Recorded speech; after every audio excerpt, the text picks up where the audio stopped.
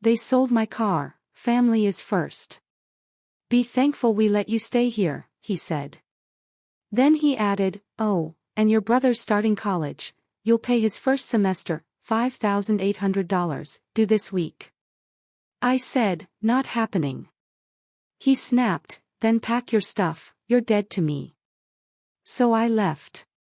That night I intentionally left something behind. This morning they found it. Now my aunt is crying, my uncle is screaming, and my dad's out on the porch pleading with the neighbors for help. Oh, where do I even begin with this one? Can you imagine celebrating your 25th birthday, busting your butt at a double shift, only to get a text message that shatters your entire world and everything you've sacrificed for? That's exactly what happened to me. And honestly, the bitter, scorching taste of that betrayal. It still lingers. My name is Olivia, and for as long as I can remember, my life has been this relentless, uphill climb. Seriously. Since I was 16, I'd been working, scraping, saving every single penny, all just to put myself through college while still living under my parents' roof. That day, my birthday, mind you, I was deep into a grueling double shift at the diner, just trying to make ends meet. My phone buzzed. It was from my dad. The text flashed, cold and dismissive, we sold your car. Family comes first. Be grateful we let you live here. My car. The one I'd poured 3 years of my life into saving for, every single penny earned with my own sweat and tears, titled squarely in my name. My heart just plummeted. What I didn't know then was that this gut-wrenching betrayal was just the start. A shocking, devastating turning point that would force me to confront a truth I'd been avoiding for far too long. Growing up in the Henderson household was like walking a tightrope over broken glass, especially around my father, Robert.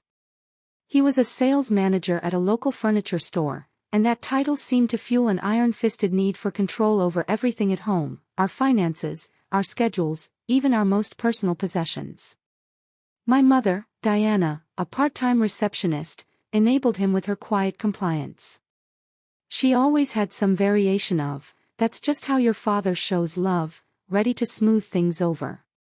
And then there was my younger brother, Jake, 18, the undisputed golden child. Jake never had to lift a finger during high school. Oh no, his focus needed to be on his grades, a clear pathway to some grand university. His room was a shrine to privilege, gaming consoles, designer sneakers, the latest iPhone, all gifts from parents who insisted he needed these things to fit in and succeed. My own journey, however, began at 16, at Mabel's Diner. Weekend shifts quickly morphed into almost full-time hours by my senior year. What I hoped would be a step towards independence quickly became an expected contribution to family expenses. Dad even demanded I pay $400 a month in rent to live in my own childhood bedroom while attending community college. "You need to learn responsibility," he'd lecture, coolly pocketing my hard-earned cash. Community college wasn't my first choice. Not by a long shot. I'd been accepted to State University with a partial scholarship, but Dad had swept in, convincing me it was financially irresponsible to take on student loans. "You're better off staying home, saving money, and helping the family," he'd insisted, while simultaneously encouraging Jake to apply to prestigious, expensive private universities across the country. The hypocrisy was always there, simmering. Saving for that car had been my singular obsession for 3 years. I picked up every extra shift imaginable, sold clothes online, even donated plasma twice a month. Every single dollar went into a savings account I'd opened the day I turned 18. Dad, of course, insisted on being a co-signer, just in case. I now see that as his first calculated move to seize control of my financial future. When I finally hit $8,200, I found a reliable used Toyota Corolla. Driving it home was one of the proudest moments of my life. Dad had come along to make sure you don't get ripped off, but I handled all the negotiations myself. The car was legally titled in my name, though Dad insisted on keeping copies of all the paperwork for the family files. This pattern, where my parents claimed my possessions for the family, wasn't new. My high school graduation money from relatives mysteriously funded a family vacation. My first big bonus check from the diner disappeared into a water heater replacement. Each time, the message was painfully clear: my achievements and possessions weren't truly mine. I wrestled with a swirling mix of guilt for wanting my own life and seething resentment for being exploited. Mom would always chime in with her well-worn mantra: family sacrifices for each other. Whenever I dared to question these arrangements, the underlying message was loud and clear: my resistance meant I didn't love them enough. My 25th birthday had started with a quiet, fragile excitement. I'd planned to treat myself to dinner at my favorite Thai restaurant after my double shift. Amanda, my closest friend at the diner, had promised cupcakes during our break. Small celebrations, yes, but they were mine. I'd even splurged on a new dress from the clearance rack to wear after work. The only family member who truly understood or supported me was Aunt Linda, my father's sister. Unlike Dad, she championed independence and education. She'd even tried to help me financially for university, but Dad had intercepted her offer, branding it interference. Still, she remained my confidant, sending birthday cards with small cash gifts directly to my workplace, ensuring they wouldn't be redistributed by my parents. Mom's brother, Uncle Thomas, a successful accountant, had also witnessed our family's twisted dynamics over the years. He distanced himself from our household after countless arguments with Dad about financial matters. Uncle Thomas maintained a polite relationship, mostly through holiday gatherings. He pulled me aside last Christmas, his voice a low whisper: "Something about your father's financial discussions doesn't add up. Do you need help setting up independent accounts?" Before Dad swooped in and abruptly ended our conversation. That birthday morning, I'd left early for my 7 a.m. shift, carefully avoiding waking anyone. Mom had promised a small family dinner that evening, though past birthdays had usually been overshadowed by Jake's latest achievement or Dad's work stress. Still, I'd held on to a sliver of hope that this year might be different. I locked the front door behind me and walked to my car parked on the street. The early October air had a crisp, invigorating bite as I slid behind the wheel, turning the key in the ignition of the vehicle that represented my small, precious piece of independence. I had no idea it would be the last time I would ever drive it. The lunch rush at Mabel's diner finally subsided, and I took my break at 2:30. My feet ached from 7 hours of non-stop movement, but I still had 5 more hours to go on my double shift. Amanda had decorated the break room with a single, slightly deflated, "Happy Birthday" balloon and presented me with a chocolate cupcake topped with a sparkler candle. "Make a wish, birthday girl," she chirped, her blonde ponytail bouncing as she clapped. I closed my eyes, wishing for the courage to finally move out on my own, then blew out the tiny flame. As Amanda cut the cupcake to share, my phone vibrated in my apron pocket. The text from Dad was a punch to the gut. "We sold your car this morning. Got $4,000 cash. Family comes first. Be grateful we let you live here." I stared at the screen, my mind refusing to process the words, certain I'd misread. My fingers trembled as I typed back, "What are you talking about? That's my car. I paid for it." His response came instantly, cutting through me like a knife. "Your brother got accepted to Preston University. He starts next semester. Tuition deposit was due." My stomach clenched, and another text followed, dripping with an icy expectation. "Oh, and for your brother starting college, you'll cover his first semester. $5,800 due this week." "Dad, that's not possible. The car is in my name. How could you even sell it?" I typed, my voice rising enough that Amanda looked up with genuine concern. "We handled the paperwork. Family emergency clause," came his cryptic, infuriating reply. A third message appeared, cementing the utter injustice. your mother and I have supported you for years. Time to support your brother's future. I called him immediately, stepping outside the diner's back door, despite the biting cold. He answered on the fourth ring. You can't do this. I choked out, my voice trembling. That car is legally mine. I worked for it. I paid for it. The title is in my name. The title had me as co-signer for emergencies, Dad replied, his voice unnervingly calm.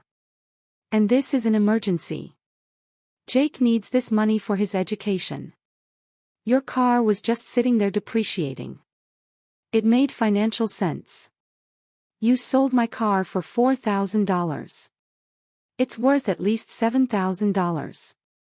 I protested, recalling the Kelly Blue Book value I checked just last month. The buyer was doing us a favor with cash. No questions asked, Dad dismissed, as if he were discussing a minor inconvenience. Besides, you still owe us more for Jake's first semester. Better start picking up extra shifts. I am not paying for Jake's college. I finally shouted into the phone. Years of suppressed anger erupting. I've been saving that money for my own tuition to finish my degree. Dad's voice turned arctic, chilling me to the bone. Family comes first, Olivia. Your mother and I sacrificed everything for you kids. Now it's your turn. The call ended abruptly, leaving me gasping for air in the dim alley behind the diner. My car gone. The independence it represented. Gone. And now they expected thousands more. I leaned against the brick wall. Scenes flashed through my memory, the plasma donation center where the nurses knew me by name. The endless Saturday double shifts when my friends were off on weekend trips. The coins I collected in a jar labeled car fund that I'd count obsessively each night. 3 years of sacrifice erased in a single morning without my knowledge or consent. When I returned to the break room, Amanda took one look at my tear-streaked face and sat beside me. What happened? She asked, pushing a glass of water toward me. Through tears, I explained the whole gut-wrenching situation. Amanda's expression shifted from confusion to pure outrage. They can't do that, she exclaimed.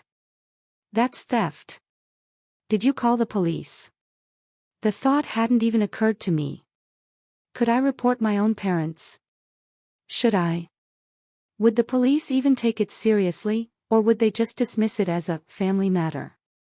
I need to call my mom, I said instead, dialing with shaking fingers.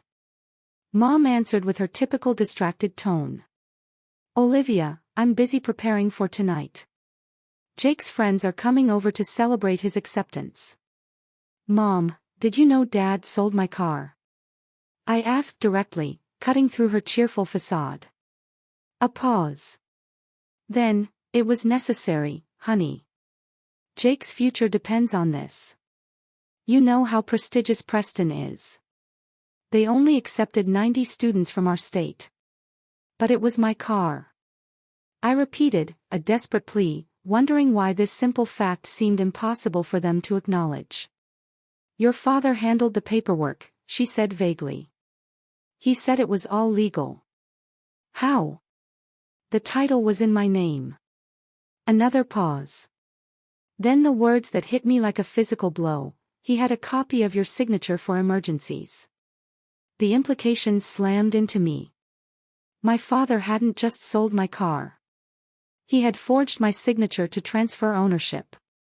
That wasn't just unfair, it was illegal. This is wrong, Mom, I said quietly, my voice raw with disbelief. You know it is. Don't be selfish, Olivia, she replied, her voice hardening. After everything we've done for you, the food, the roof over your head. That I pay rent for. I interjected, my own voice rising. Family sacrifices for each other, she finished, using her familiar, infuriating refrain before hanging up. I sat stunned in the break room until Carolyn, the shift manager, poked her head in. Break's been over for 10 minutes, Olivia. Table 6 needs coffee refills. Mechanically, I stood, straightened my apron, and returned to the floor. For the next 4 hours, I moved through my shift like a ghost, taking orders, delivering food, collecting tips that would now go toward basic transportation, not my education. Several regular customers noticed my red eyes, but I deflected their concerns with practiced server smiles. At 7:30, I punched out, collected my purse from my locker, and stood at the diner's entrance, staring out at the rain that had begun falling. On any other day, I would have hurried to my car, cranked the heater, and enjoyed the brief sanctuary of my private space before driving home. Today, I pulled up my hood and stepped into the downpour, beginning the nearly 2-mile walk to my parents' house. Each raindrop mixed with the tears I finally allowed myself to shed. By the time I reached our suburban 2-story home, my uniform was soaked through, my waitress shoes squelched with every step, and my makeup had long since washed away. Through the dining room window, I could see them. My family. Seated around our oak table, illuminated by the warm glow of our chandelier. Jake sat at the head of the table, Dad's usual place, wearing a Preston University sweatshirt that must have been purchased that day. Mom was setting down a large chocolate cake, my favorite, except the blue icing spelled out, "Congratulations, Jake." Extended family members and a few of Jake's friends filled the remaining chairs. A "Future Preston Graduate" banner hung on the wall. I stood in the rain, observing the scene for several long, agonizing minutes, feeling like an outsider looking in on a family that wasn't my own. No one had noticed my absence, or if they had, it hadn't interrupted their celebration. Today, my birthday, had been completely eclipsed. With a deep breath, I pushed open the front door. Conversation stalled as I stepped into the entryway, creating a puddle on the hardwood floor. "Olivia!" Mom exclaimed, looking horrified at my appearance. "You're dripping all over the floor. Why didn't you call for a ride?" I stared at her, incredulous. "With what car, Mom?" An uncomfortable silence fell over the gathering. Jake's friends shifted awkwardly in their seats. "Where were you?" Dad demanded, as if I were late for Jake's celebration rather than returning from a 12-hour workday on my birthday. "Working like I do every Tuesday, then walking home in the rain because someone sold my car." My voice remained eerily calm, cutting through the tension.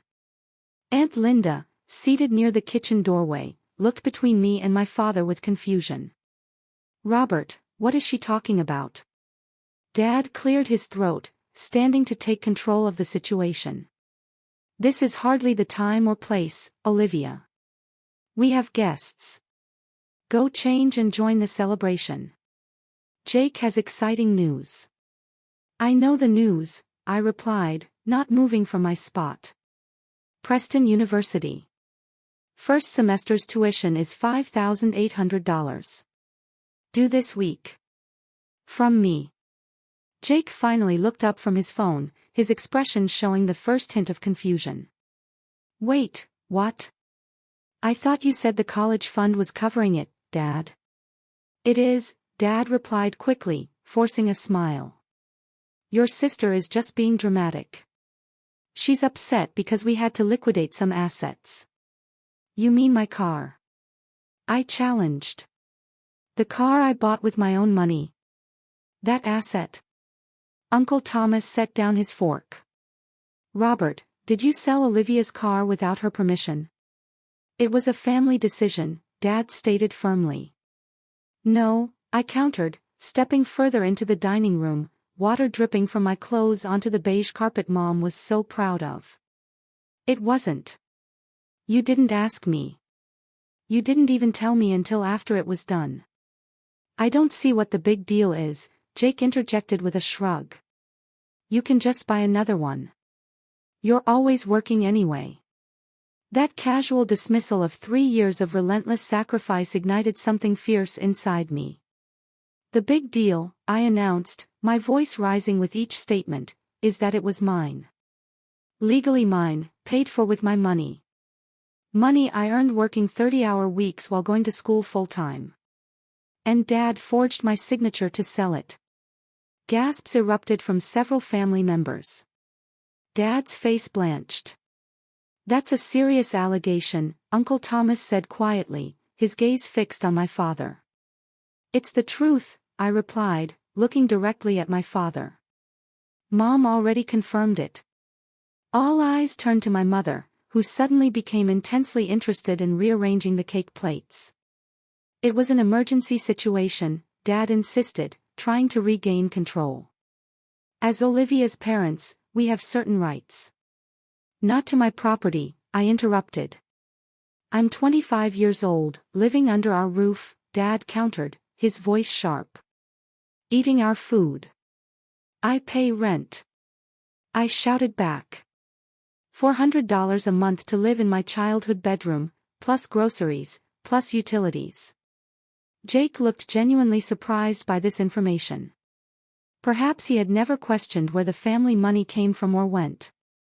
And now you expect me to pay nearly $6,000 for Jake's tuition. Money I've been saving to finish my own degree. Dad's expression hardened into one I recognized from childhood. The look that always preceded punishment. Your brother has a future ahead of him. Preston will open doors. Your community college classes are just a hobby. The casual cruelty of that statement stunned the room into silence. Even Jake had the decency to look uncomfortable. Robert, Aunt Linda said softly. That's not fair. Life isn't fair. Dad snapped back. Family comes first. Olivia needs to understand her responsibility to this family. I felt something break inside me. Not in a destructive way, but as if chains I hadn't fully recognized were finally snapping. I've been responsible to this family since I was 16, I said quietly, my voice eerily steady. I've given you thousands of dollars. I've put my dreams on hold. I've worked jobs you would consider beneath you to contribute to this household. Dad waved dismissively. Everyone works. Everyone contributes. Does Jake? I asked, looking at my brother. Has he ever handed over his paychecks? Does he pay rent? Will he work through college like I do? That's different. Mom interjected quickly. Jake needs to focus on his studies. And I don't. The injustice of it all crystallized in that moment. You've been taking from me for years while giving everything to him. We've given you a home.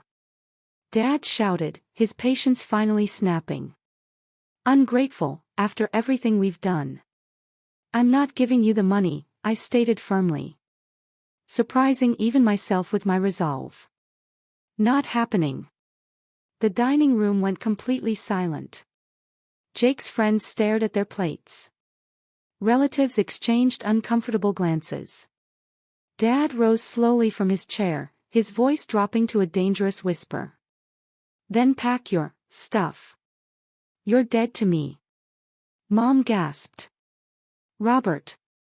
I mean it, he continued, pointing toward the stairs. If you're not willing to support this family, you're no longer part of it. Get your things and get out tonight. In previous confrontations, this would have been the moment I backed down, apologized, agreed to his terms, surrendered my autonomy to maintain a semblance of peace. The familiar crushing weight of guilt would have settled on my shoulders, and I would have convinced myself that family obligation trumped personal boundaries. Not tonight. Okay, I said simply. Dad blinked, clearly not expecting this response. Okay, what? Okay, I'll pack. I'll leave. I turned toward the stairs, then paused to address the shocked faces around the table. And Jake, congratulations on Preston. I hope it's worth it. As I climbed the stairs to my bedroom, I heard the confused murmurs erupt below. Mom's plaintive, Robert, do something. And Dad's dismissive, she'll calm down and apologize. They didn't know that something fundamental had changed.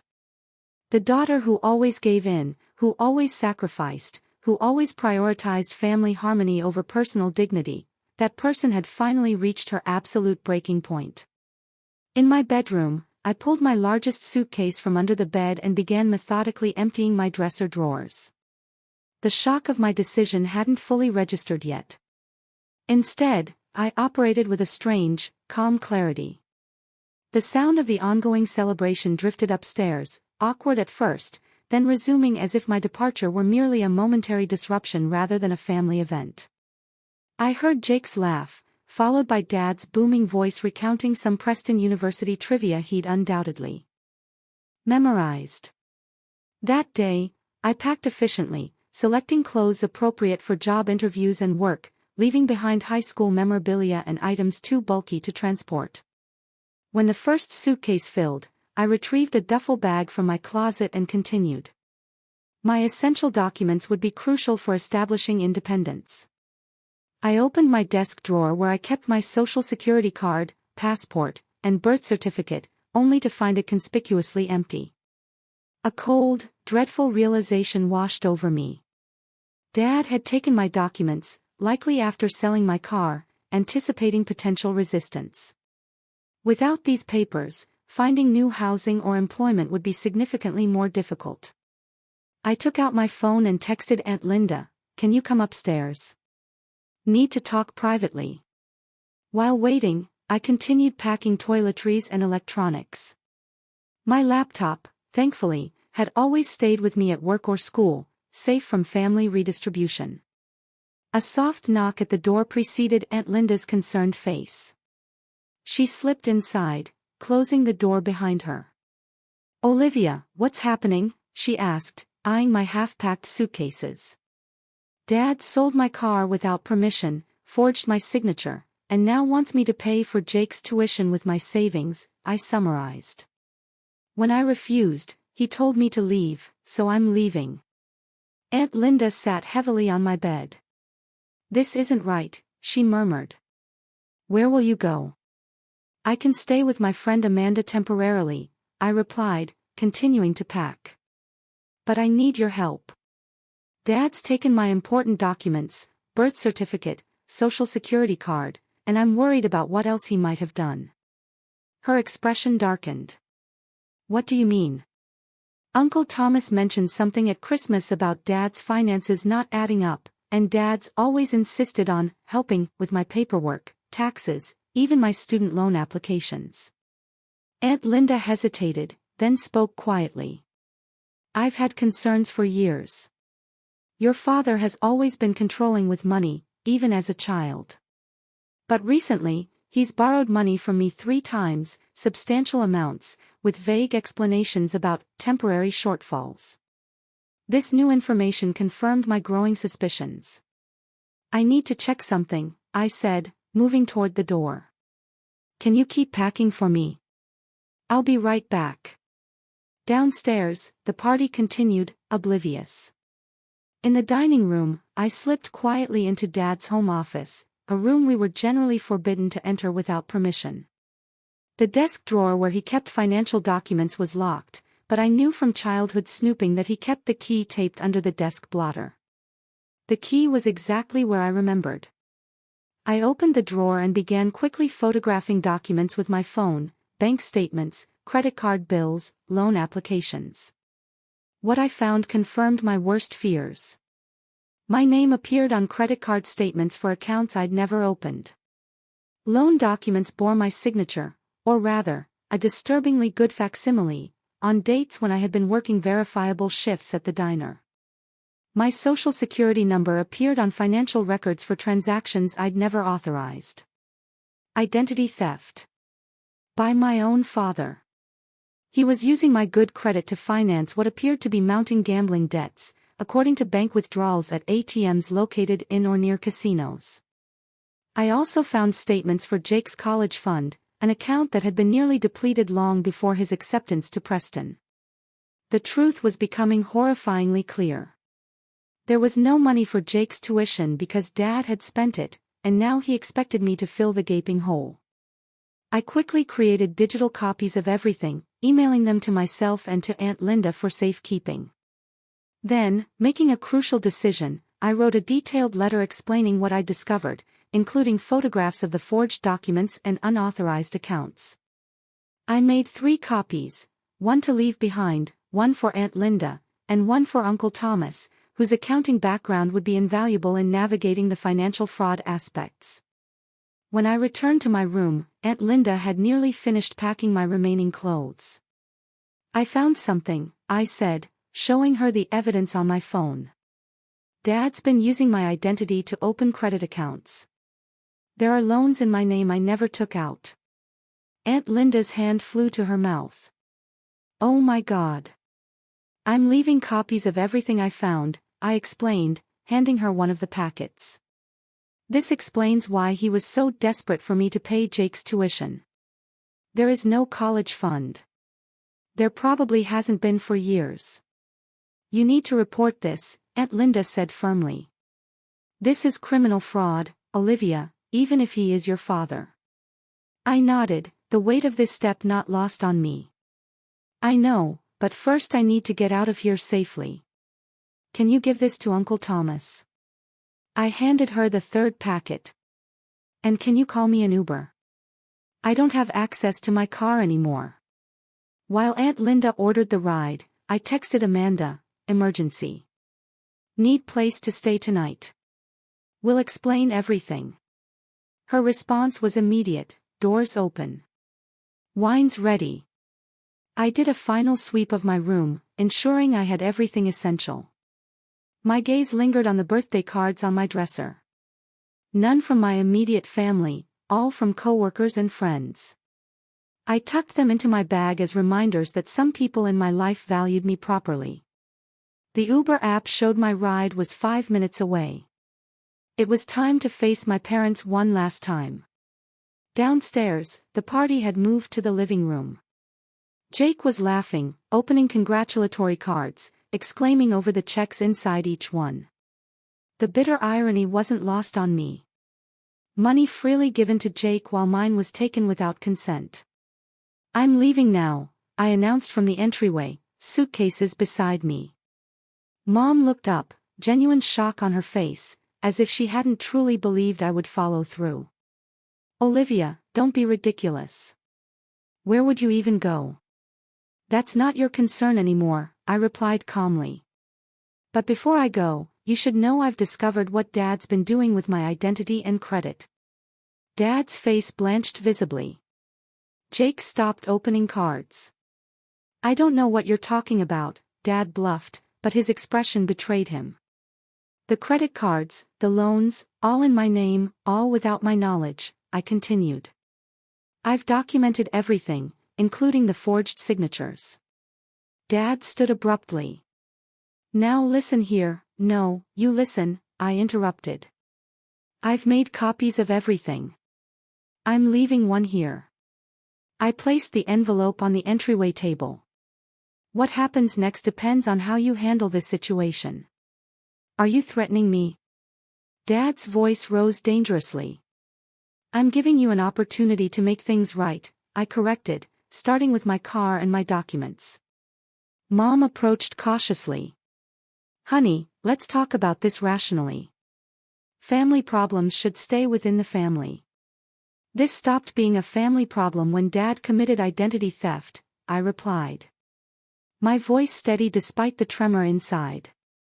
"But I'm willing to handle this privately if my car is returned and all fraudulent accounts in my name are closed and paid off." Dad's face cycled through emotions: anger, fear, calculation. "You've always been dramatic. No one will believe you over me."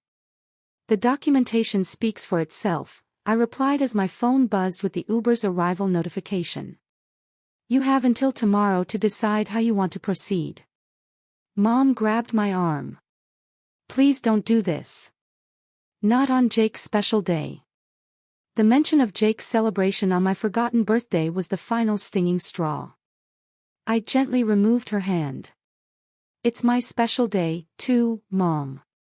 I turned 25 today, but I guess that wasn't worth remembering." Aunt Linda appeared beside me, taking one of my bags. "I'll walk you out, Olivia." As we turned to leave, Mom called out, "If you walk out that door, don't expect to be welcomed back." I paused at the threshold. I never truly was welcomed here, Mom. I was tolerated as long as I was useful. Dad remained silent, likely calculating the potential consequences of my discoveries. Jake looked utterly confused, his perfect world of privilege beginning to show cracks. Without another word, I walked out into the night, leaving behind the house that had never truly been home, and the family that had never truly respected me as an individual. The Uber driver loaded my bags into the trunk as Aunt Linda hugged me tightly. "I'm proud of you," she whispered. "Call me tomorrow. We'll figure this out together." As the car pulled away, I watched my childhood home recede in the rear window. The packet of evidence I'd left behind would be discovered by morning, and the consequences would begin to unfold. For the first time in years, despite the daunting uncertainty ahead, I felt something close to freedom. Amanda's one-bedroom apartment welcomed me with a promised glass of wine and a pull-out couch already made up with fresh sheets. Her eyes widened as I recounted the evening's events, the evidence I discovered, the ultimatum I delivered. "Holy crap," she whispered when I finished. "Your dad's been stealing your identity. That's like actual prison time fraud." "I know," I replied. The full weight of the situation finally hitting me. The controlled calm that had carried me through the confrontation dissolved, and I broke down in tears. Years of manipulation, gaslighting, and exploitation poured out as Amanda held me, her own righteous anger evident in her tense shoulders. "You did the right thing," she repeated like a mantra. "They left you no choice." Eventually, exhaustion claimed me, and I fell into a dreamless sleep on Amanda's pull-out couch. My phone silenced after a barrage of texts from my mother, alternating between guilt trips and pleas to work things out privately. Morning arrived with sunlight filtering through Amanda's thin curtains and the stark reality of my new situation. I was essentially homeless, with limited savings, thankfully in an account Dad couldn't access, no transportation, and a monumental family crisis unfolding. But for the first time in years, I felt clear-headed about my value and my boundaries. My phone showed 17 missed calls, 10 from Mom, 4 from Dad, 2 from Jake, and 1 from Aunt Linda. Numerous text notifications cluttered my screen, but I ignored them all for the moment, needing coffee before facing the fallout. Amanda had already left for her morning shift, leaving a note with her spare key and instructions to "make yourself at home." I showered, dressed in clean clothes, and finally steeled myself to check messages. Mom's texts escalated from, "Please call us immediately," to, "How could you do this to your father?" to, "We raised you better than this." Dad's were demands to return home immediately to discuss this misunderstanding. Jake's single text read, "WTF is happening?" Dad's freaking out. Aunt Linda's message was different, "Met with Thomas this morning. He's reviewed everything. Call when you're ready. We're with you." I called her immediately. She answered on the first ring. "Are you safe?" she asked without preamble. "Yes. Staying with a friend," I assured her. "Have you heard from them this morning?" "Oh, yes," she replied grimly. "Your father's been calling everyone in the family with his version of events. Claims you're having some kind of breakdown, making wild accusations because you're jealous of Jake." "Of course he is," I sighed. "And Uncle Thomas, what did he think of the documents?" "He's furious," Aunt Linda said. "Says it's textbook identity theft and fraud. The forged signatures are especially damning. He's prepared to help you file reports if that's what you want." We arranged to meet at Uncle Thomas's office at 11. I spent the interim hours making lists of immediate needs, new copies of vital documents, credit monitoring services, secure housing, reliable transportation. The 25-minute walk to Uncle Thomas's downtown accounting firm gave me time to organize my thoughts. The crisp October air felt cleansing after years of the suffocating atmosphere at home. Uncle Thomas welcomed me with an uncharacteristic hug before ushering me into his private office. Aunt Linda was already seated along with a woman introduced as Patricia Logan, a lawyer friend of Uncle Thomas who specialized in identity theft cases. "I've reviewed the documentation you provided," Uncle Thomas began without preamble. "It's extensive and concerning. Your father has opened 3 credit cards and 2 personal loans in your name totaling just over $27,000 in debt." The figure staggered me. "How did he get away with this for so long?" "He had access to your mail, your personal information, and enough knowledge of your schedule to intercept any communications from these financial institutions," Patricia explained. "And he likely counted on your family loyalty to prevent you from reporting him if you did discover the fraud. Which brings us to the difficult question," Uncle Thomas said gently. "How do you want to proceed? There are several options, each with different consequences." Patricia outlined my choices. I could report the fraud to the police and credit bureaus, potentially resulting in criminal charges against my father. I could attempt to negotiate privately, having him transfer the debts to his name and return my property. Or I could accept the debts as my own to avoid family conflict. "That last option is absolutely not happening," I stated firmly. "These aren't my debts. I won't pay for his fraud." "Good." Aunt Linda nodded approvingly. "You shouldn't have to." "I'd like to try the middle path first," I decided after consideration. "Give him one chance to make this right without legal consequences, but I want everything in writing, and I want it done immediately." "A reasonable approach," Patricia agreed. "I can draft a formal letter outlining the evidence we have and the terms for avoiding legal action." While Patricia worked on the letter, Uncle Thomas helped me begin the process of securing my finances and identity. We froze my credit with all 3 major bureaus, established new accounts at a different bank, and compiled a list of all the fraudulent accounts that needed addressing. "There's something else you should know," Uncle Thomas said hesitantly. "Your father has apparently been mishandling finances beyond just your identity. He borrowed $8,000 from me last year for Jake's college fund, money that clearly wasn't used for that purpose. And $12,000 from me in 3 separate loans," Aunt Linda added, "always with urgent family reasons that couldn't be discussed in detail." A disturbing picture was emerging. "He has a gambling problem, doesn't he?" I asked, remembering the casino ATM withdrawals I'd seen in his financial records. Uncle Thomas nodded grimly. "The evidence points that way. There are regular cash withdrawals at locations near Riverside Casino, and some of the credit card statements show cash advances with the same geolock. This explains why he was so desperate for me to cover Jake's tuition," I realized. "He's probably burned through any actual college savings. Which makes his treatment of you even more reprehensible," Aunt Linda said angrily. "Using your good credit and hard work to cover for his addiction, then trying to force you to finance Jake's education when the money he'd set aside was gone." My phone buzzed with a text from an unknown number. It was Amanda.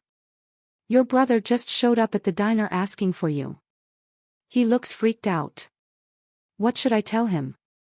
I hesitated, then replied, "If he's alone, you can give him your address. If Dad's with him, tell him I'm not working today." Amanda confirmed Jake was alone, and I informed Aunt Linda and Uncle Thomas that we might have an additional participant in our discussion soon. While we waited, Patricia returned with the drafted letter. It outlined in clinical terms the evidence of identity theft, the specific accounts fraudulently opened in my name, and the terms for avoiding criminal charges: immediate return of my car or its cash equivalent at fair market value, return of all my personal documents, closure and transfer of all fraudulent accounts to my father's name, and a formal acknowledgement of the wrongdoing. "This is excellent," I said after reading it. "Clear and non-negotiable." A knock at the office door interrupted us. Uncle Thomas opened it to reveal Jake, looking disheveled and confused, still wearing his Preston University sweatshirt from the previous night. "What the hell is going on?" he demanded, then noticed the others in the room. "Aunt Linda, Uncle Thomas, why is everyone acting weird?" Dad's having some kind of meltdown, and Mom won't stop crying. Sit down, Jake, I said calmly. There's a lot you don't know about our family finances. Over the next hour, we explained the situation to my brother, showing him the evidence of our father's fraud and gambling. His initial defensiveness, Dad wouldn't do that, gradually gave way to shocked understanding as the documentation made the truth undeniable. So, there's no college fund, he finally asked in a small voice. And he sold your car illegally to make the tuition deposit. That's the situation, Uncle Thomas confirmed. Your sister has been subsidizing the family for years while your father mismanaged and gambled away funds. Jake sat quietly processing. I expected anger, denial, perhaps accusations that I was exaggerating. Instead, he looked up with genuine remorse. I had no idea, he said quietly. All these years, I thought. You just assumed what you were told, I finished for him. We all did. Dad's very convincing. Jake straightened suddenly. We need to go home now. Dad was talking crazy this morning. Something about fixing this before it goes too far. I didn't understand then, but now I was worried. Patricia handed me the formal letter. If you're going to confront him, take this. And remember, you're negotiating from a position of strength. You have evidence of criminal activity. Aunt Linda insisted on driving us. On the way, Jake filled us in on the chaos that had erupted after I left. Dad went ballistic when he read what you left behind, he explained. Started shredding papers, deleting emails. Mom kept asking what was happening, and he just kept saying he'd handled things the only way he could. This morning, he was on the phone with some loan shark-sounding guy, promising payment by tonight. The picture became clearer. Dad's gambling debts had likely extended beyond legitimate financial institutions. My departure and evidence had triggered full-blown panic. When we arrived at the house, the scene was eerily quiet. Mom answered the door, her eyes red-rimmed and weary. He's in his office, she said without greeting. He hasn't come out since Jake left. Jake and I exchanged concerned glances. Aunt Linda stepped forward. Diana, we need to talk. All of us together. Robert has created a serious situation that affects the entire family. Mom's defensive posture crumbled slightly. I don't understand what's happening, she admitted. Robert won't explain anything properly. He just keeps saying Olivia is trying to ruin our family. That's not true, I said firmly. I'm trying to protect myself from fraud he committed against me. There's a difference. We moved into the living room where I briefly outlined the situation for Mom, whose expression shifted from skepticism to horror as Jake and Aunt Linda confirmed the details. I didn't know, she whispered repeatedly. He handles all the finances. He always has. That's part of the problem, Uncle Thomas said gently. Total financial control is a form of abuse, Diana. Dad's office door remained closed despite the voices in the living room. Finally, Jake knocked firmly. Dad, we need to talk, all of us, about everything. Silence. Jake tried the handle. It's locked. A cold dread settled in my stomach. Dad, I called. We have a proposal for handling this situation. More silence. Mom found the spare key, her hands trembling as she handed it to Jake. He unlocked the door to reveal Dad hunched over his desk, frantically shredding documents. It's too late, he said without looking up. You've ruined everything. A whirlwind of legal consultations, financial damage control, and painful family reckonings consumed the next week. I stayed with Amanda, whose tiny apartment became my sanctuary as the situation with my family unfolded in increasingly dramatic fashion. The morning after our confrontation, Aunt Linda called with a vivid description of the scene at my parents' house.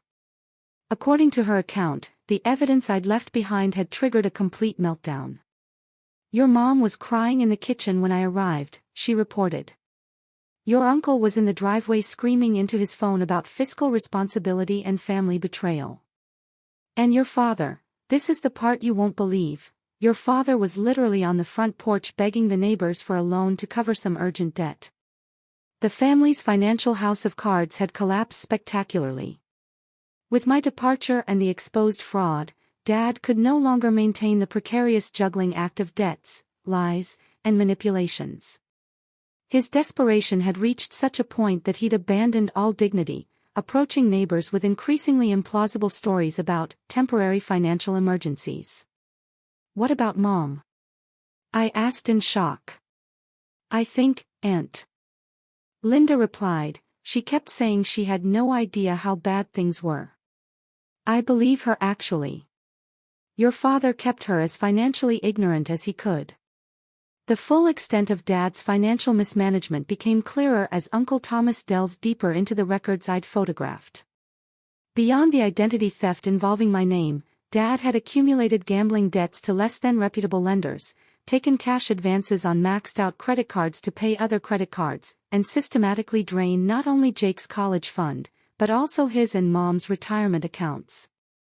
It's a textbook case of financial addiction, Uncle Thomas explained during one of our daily update calls.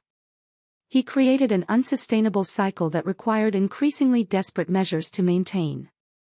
The car situation resolved first. After receiving Patricia's formal letter outlining potential criminal charges, Dad provided contact information for the buyer, a poker buddy who'd purchased my Toyota well below market value, knowing something was suspicious about the transaction. With Uncle Thomas accompanying me as a witness, I confronted the buyer with evidence that the sale was fraudulent. Look, I don't want legal trouble, the man said, clearly uncomfortable. How about I return the car to you for what I paid, $4,000 cash? The blue book value is $7,200, Uncle Thomas countered firmly. After tense negotiation, we settled on the return of my car, plus $2,000 compensation for the inconvenience. Not the full value, but a significant improvement over the complete loss I'd faced a week earlier. My personal documents reappeared on Amanda's doorstep in a manila envelope 3 days after the confrontation, delivered by Jake without comment. My birth certificate, social security card, passport, and even my high school diploma were all included, extracted from wherever Dad had hidden them. The fraudulent accounts proved more complicated. Patricia helped me file formal identity theft reports with each creditor, providing the evidence of forged signatures. Most initially pushed back, requiring police reports before proceeding. This is where you need to decide how far you're willing to go, Patricia advised during a consultation in her downtown office. Filing police reports means your father could face criminal charges. Identity theft involving this amount of money could mean jail time. I struggled with this decision, the residual programming of family loyalty battling with the clear need for justice and financial protection. In the end, a development from Jake made the decision for me. My brother appeared at Amanda's apartment unannounced 5 days after the initial confrontation, looking pale and determined. Dad's been using my identity, too, he announced without preamble. I checked my credit report like Uncle Thomas suggested. There are 2 credit cards I never opened. This revelation cemented my resolve. The exploitation hadn't been limited to me. Jake had simply been kept in the dark about his role in Dad's schemes, protected by his golden child status until Dad's financial desperation grew extreme. Together, we filed the necessary police reports. Detective Sarah Guzman was assigned to our case. Her matter-of-fact approach was a relief after days of emotional family drama. Unfortunately, these cases are increasingly common, she explained as we provided statements. Family members are the most common perpetrators of identity theft because they have easy access to personal information and often believe family ties will prevent reporting. With police reports in hand, the credit card companies and lenders began the process of removing the fraudulent accounts from my credit history. The debt wouldn't disappear, Dad would still owe the money, but my name and credit score would be disentangled from his financial misconduct. A week after my departure, Jake called to report that Preston University had rescinded his acceptance. After the tuition deposit check bounced, his dream school was no longer an option. "I'm actually relieved," he confessed, surprising me. "I've been thinking about everything. How you worked while I got everything handed to me. How unfair it's all been." "It wasn't your fault," I said, finding forgiveness easier than expected. "You didn't create the system." "No, but I benefited from it," he acknowledged. "And I never questioned it. I'm going to enroll at the community college for now, get a job, maybe transfer to state next year if I can earn a scholarship." His maturity in facing this setback suggested he might grow from this family crisis in unexpectedly positive ways. Mom's reaction evolved throughout the week. Initial texts blaming me for destroying our family gave way to confused questions about financial matters she'd never been allowed to understand. By day 5, she called with a different tone entirely. "I've made an appointment with a financial advisor," she said hesitantly. "And I've applied for a part-time job at the library. I need to learn to stand on my own." "That's great, Mom," I replied, genuinely proud of this step toward independence. "Your father isn't handling things well," she continued. "He's angry. Blames everyone but himself. Says if the family had just supported him a little longer, he could have fixed everything. The classic justification of the addict. Just one more chance, one more cover-up, one more enabling act from family members." I recognized the manipulation tactic for what it was. There was nothing to fix. "Mom, the system was broken from the start. He was taking and taking without plan or permission."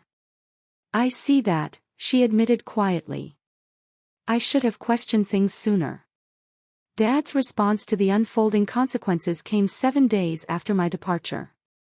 As the police investigation proceeded and creditors began contacting him directly about the fraudulent accounts, his desperate attempts to regain control became increasingly transparent. First came angry texts accusing me of betrayal and ingratitude.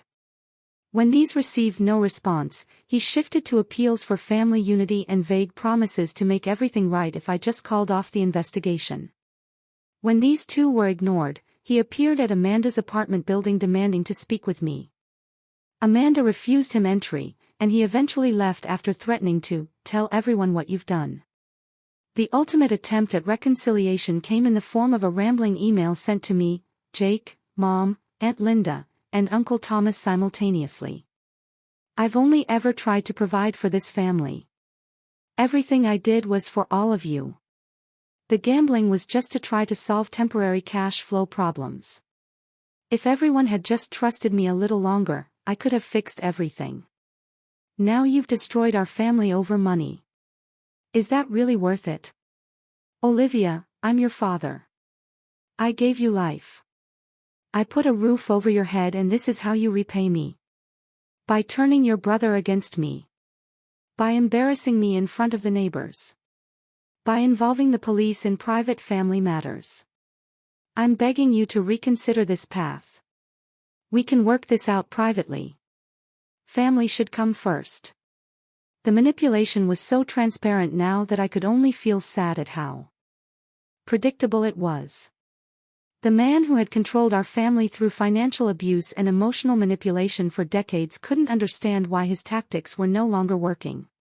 I didn't reply. Neither did Jake or Uncle Thomas. Mom sent a brief response, "I've consulted with my own lawyer. Please direct future communications through her office." By the end of that first week, I had secured my own apartment with Aunt Linda as guarantor, since my credit history was still in recovery. The studio was small, but entirely mine. The first living space I'd ever had without parental oversight or obligation. My first paycheck after the confrontation went into my new secure bank account, every dollar mine to allocate as I saw fit. The freedom was dizzying after years of surrendering significant portions of my income to family obligations. Amanda helped me move in, arranging my meager possessions in the compact space. "It's not much," I apologized, looking around at the sparse furnishings, a second-hand bed, a small table with 2 chairs, a bookshelf made of cinder blocks and boards. "It's everything," she corrected me with a smile. "It's yours. On your terms." And she was right. The studio wasn't just a physical space. It was a declaration of independence, a tangible manifestation of my reclaimed autonomy. That evening, sitting alone in my new apartment, I recognized the complex emotions swirling within me. Relief at escaping the exploitative dynamics, guilt that still surfaced despite my best efforts, anger at the years of manipulation, grief for the supportive family I'd never truly had, and an unexpected, powerful sense of pride in finally establishing boundaries.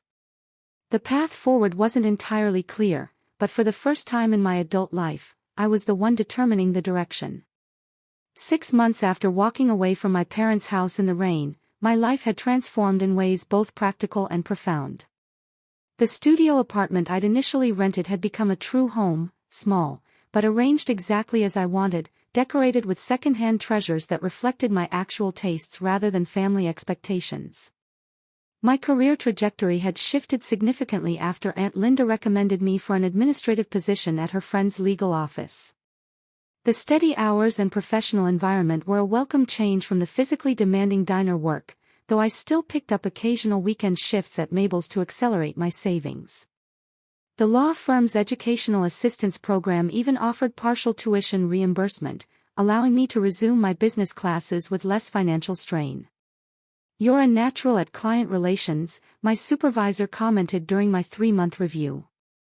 "Have you considered paralegal certification?" The firm would support that career path.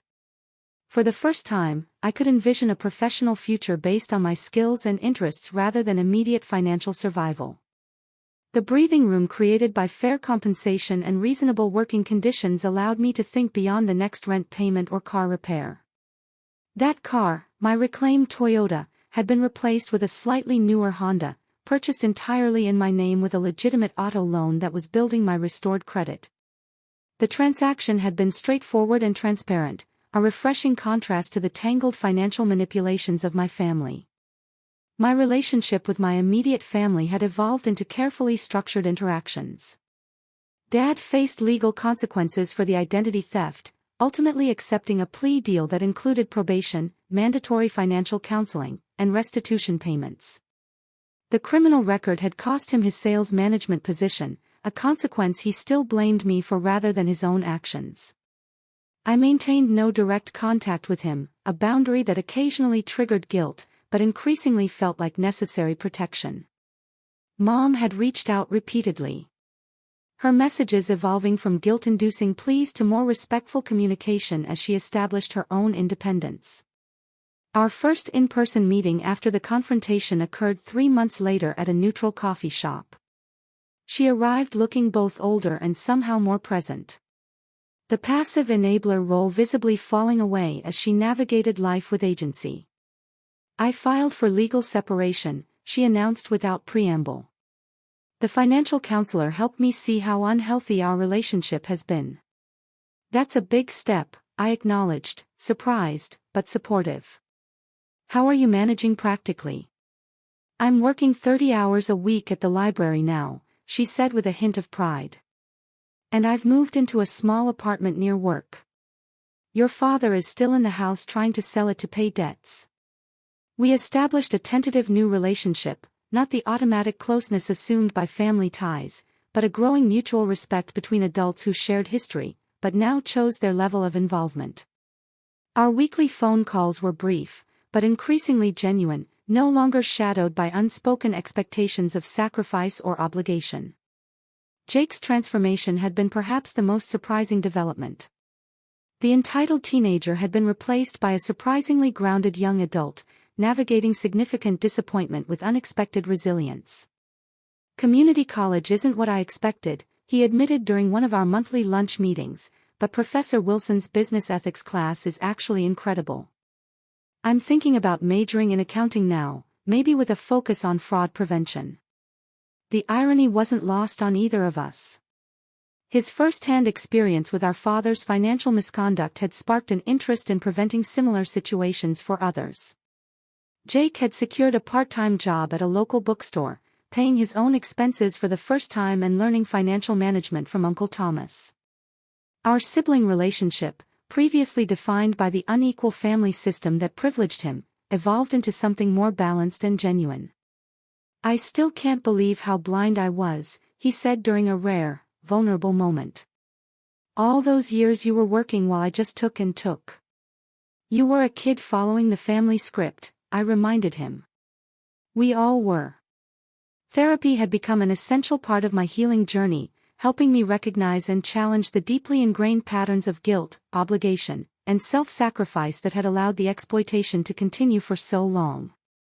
"Family systems like yours create powerful conditioning," Dr. Melissa explained during one session. "The expectation that you should set yourself on fire to keep others warm doesn't disappear overnight." Slowly, I learned to recognize the difference between healthy generosity and harmful self-neglect. The voice that automatically responded, yes, to every request, regardless of personal cost, grew quieter, replaced by thoughtful consideration of my own needs and boundaries. Uncle Thomas continued providing financial guidance as I rebuilt my credit and established healthy money management habits. His matter-of-fact approach to financial education filled gaps deliberately created by my father's controlling behavior. "Financial literacy is a form of self-defense," he explained while helping me create my first actual budget, especially for women who are often discouraged from fully understanding money. Aunt Linda remained my most consistent support, having recognized the unhealthy family dynamics long before I had the language or perspective to identify them. Her weekly dinner invitations provided not just meals, but modeling of what healthy family relationships could look like. "I always saw myself in you," she confided one evening. "The responsible one, the giver. I spent decades trying to earn your father's approval before I realized it was a game designed for me to lose." As my birthday approached again, my 26th, marking 1 year since the confrontation, I found myself reflecting on the painful but necessary journey of the past 12 months. The celebration I planned bore no resemblance to previous years' forgotten or hijacked occasions. I reserved a private room at my favorite restaurant and invited the people who had supported my transformation: Amanda, Aunt Linda, Uncle Thomas, my therapist Dr. Melissa, coworkers from both jobs, and even Jake and Mom, with clear communication that this invitation didn't extend to Dad. Surrounded by people who respected my boundaries and celebrated my growth, I recognized how fundamentally my understanding of family had shifted. The automatic obligation based on genetic connection had been replaced by chosen connections based on mutual respect and genuine care. "I'd like to make a toast," Aunt Linda said, raising her glass. "To Olivia, who had the courage to walk away from what was hurting her and toward what could heal her." The applause and genuine affection in the room represented a form of wealth I hadn't previously recognized: relationships based on choice rather than obligation, on mutual support rather than one-sided sacrifice. Later that evening, returning to my apartment alone, but not lonely, I reflected on the painful lessons of the past year. The journey from exploitation to autonomy had required facing difficult truths: that those who claimed to love me had systematically taken advantage of my sense of duty, that family first had been weaponized to extract compliance, that genuine love doesn't demand constant self-sacrifice. The hardest lesson had been learning that forgiveness didn't necessarily mean reconciliation. I could release the anger and resentment toward my father without inviting further harm into my life. I could acknowledge the complex reality that he had both genuinely loved his children and exploited them to serve his addiction and control needs. The pain hadn't disappeared entirely. There were still moments of grief for the supportive family I'd never truly had, still occasional pangs of programmed guilt when I prioritized my needs. But these reactions no longer controlled my decisions or defined my worth. As I prepared for bed, my phone displayed a text from an unknown number. "Happy birthday, Olivia. I hope someday you'll understand everything I did was for this family. Dad."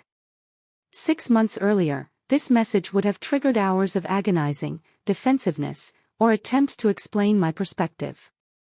Tonight, I simply acknowledged the contact without responding, recognizing it as an attempt to re-establish the old dynamics rather than create healthy new ones.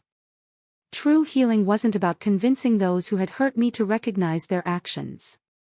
It was about creating a life where their recognition wasn't necessary for my peace. The boundaries I'd established weren't walls built from resentment, but rather healthy perimeters protecting the new life I was building, a life based on mutual respect, clear communication, and the radical notion that my worth wasn't measured by how much I sacrificed for others. The next morning, I woke to sunshine streaming through curtains I had chosen in an apartment I had earned, surrounded by possessions that were securely mine. The day ahead included work I found meaningful, classes advancing my chosen career path, and connections with people who valued me as a complete person rather than a resource to be exploited. This, I realized, was the true definition of wealth. Not financial abundance, but the freedom to build a life aligned with my authentic values. The painful journey from exploitation to autonomy had ultimately led to something precious, the space to discover who I truly was beyond the family-assigned role of perpetual provider. As I moved forward, I carried this understanding like a compass, that family should be the people who help you become more fully yourself, not those who demand you diminish yourself to serve their needs. And sometimes the most profound act of self-love is simply walking away from those who cannot see your worth beyond what you can give. So, after hearing all that, what would you have done in my shoes? Have you ever had to choose yourself over a family dynamic that was just toxic? I really want to hear your thoughts. Let me know in the comments below.